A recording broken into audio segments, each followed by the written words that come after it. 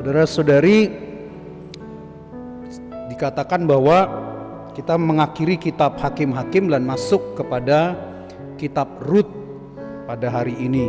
Tapi sebetulnya kalimat pertama dari kitab Rut ini dibuka dengan pernyataan sederhana namun penuh ironi. Pada zaman para hakim memerintah, terjadilah kelaparan di tanah itu. Jadi Rut juga masih dalam periode zaman para hakim. Kelaparan memaksa keluarga Elimelek meninggalkan Bethlehem. Bethlehem itu artinya rumah roti, untuk mencari kehidupan di tanah Moab, negeri asing yang justru dalam sejarah Israel sering dianggap sebagai musuh. Kisah ini segera menunjukkan sebuah paradoks. Keluarga yang seharusnya menemukan berkat di tanah terjanji justru harus menjadi pengungsi demi bertahan hidup. Lalu kematian Elimelek dan kedua anak laki-lakinya menghapus segala harapan. Naomi, Orpa, dan Rut menjadi 3 perempuan janda tanpa suami, tanpa perlindungan, tanpa warisan, tanpa posisi sosial. Dalam budaya patriarkal, ini berarti kehampaan yang total, hampir identik dengan kehilangan identitas. Lalu apa yang terjadi? Naomi mendengar bahwa Israel sekarang sudah diberkati Tuhan. Dia kembali ke tanah air dengan perasaan pahit. Dengan tangan penuh aku pergi, tetapi dengan tangan kosong Tuhan membawa aku pulang kembali. Ini adalah jeritan batin seorang perempuan yang merasa identitas, harga diri, dan jaminan masa depannya telah direnggut. Naomi adalah ikon manusia yang patah oleh kehilangan, yang hanya bisa pulang ke tanah asal dengan rasa hampa, bahkan memaksa orang memanggilnya Mara. Mara itu artinya pahit. Namun di tengah kepahitan itu, saudara-saudari, justru ada benih baru yang sedang ditanam Allah.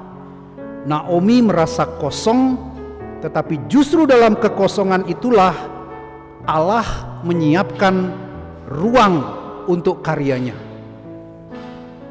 Di puncak pasal pertama, bab pertama dari kitab Rut, kita menemukan salah satu deklarasi paling indah tentang kesetiaan di dalam Alkitab.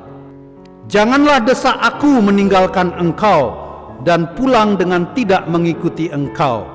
Sebab kemana engkau pergi, ke situ jugalah aku pergi, dan di mana engkau bermalam, di situ jugalah aku bermalam.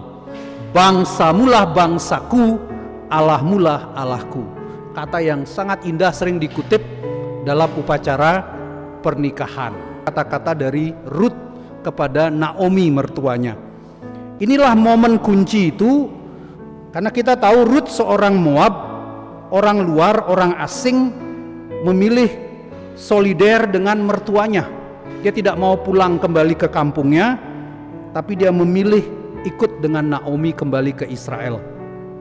Ia rela meninggalkan tanah kelahirannya, dewa-dewinya, ilah-ilahnya, dan masa depannya yang lebih pasti, demi menemani seorang perempuan tua yang dianggap gagal. Ya, itu orang tidak menikah itu di beberapa tempat di Indonesia itu dianggap gagal. Nah, di Israel juga sama. Jadi orang yang tidak punya apa-apa lagi dianggap gagal ya.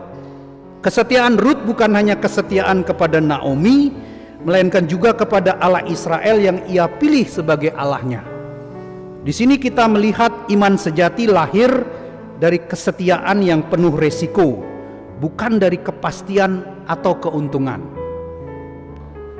Ini memperlihatkan spiritualitas yang dalam Allah sedang bekerja di balik layar melalui hal-hal yang biasa, keputusan-keputusan kecil, kesetiaan sehari-hari, bukan lewat mujizat spektakuler, melainkan lewat setia mendampingi, setia mencintai, setia menanggung resiko. Kesetiaan Rut sang Moab menunjukkan bahwa kasih setia lebih kuat daripada sekat bangsa atau agama. Dialah orang asing yang justru menjadi nenek moyang dari Yesus.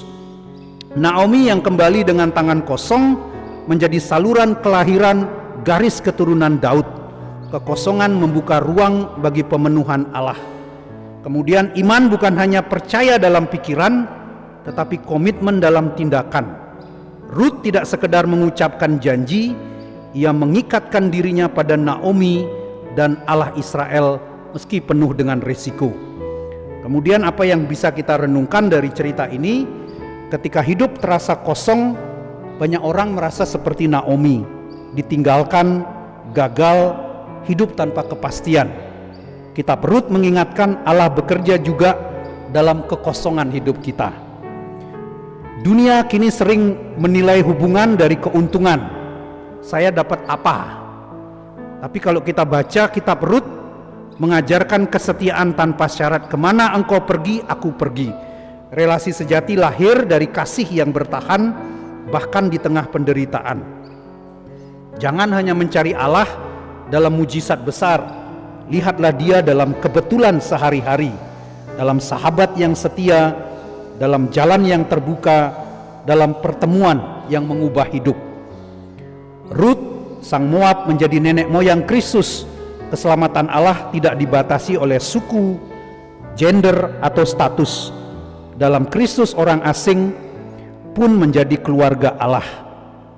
Nah, bab pertama dari kitab Rut ditutup dengan gambaran demikianlah Naomi pulang bersama-sama dengan Rut. Setibanya di Bethlehem, musim menuai jelai sudah mulai. Ini adalah simbol harapan. Di balik kepahitan, musim baru sedang dimulai. Dari tanah kosong akan lahir panen. Dari rahim kesetiaan seorang asing akan lahir garis keturunan Daud dan akhirnya Mesias. Kitab Rut, saudara-saudara, adalah undangan untuk percaya bahwa dalam kesetiaan sederhana Allah sedang menulis sejarah keselamatan. Kisah Rut adalah kisah di mana apa yang Yesus sarikan dari perintah Allah itu kasih. Ketika ditanya apa perintah utama, Yesus tidak mengatakan jangan membunuh, jangan berdusta, jangan berbuat cabul. Kata pertama Yesus itu apa? Kasihilah. Kasihilah Tuhan Allahmu dengan segenap kekuatan, akal budi, jiwa, dan kasihilah sesamamu manusia. Dengan kata lain, kisah Rut adalah rangkuman nyata dari perintah Yesus untuk mengasihi. Mari kita hening sejenak. Kita mohon agar kita juga mempunyai kesetiaan dan kasih. Kalau kita merasakan kekosongan dalam hidup, kita tidak berkecil hati. Kepahitan tidak membuat kita kehilangan harapan. Ingat kisah Rut, ingat kisah Naomi. Dalam kepahitan Tuhan berbicara dan Tuhan berkarya.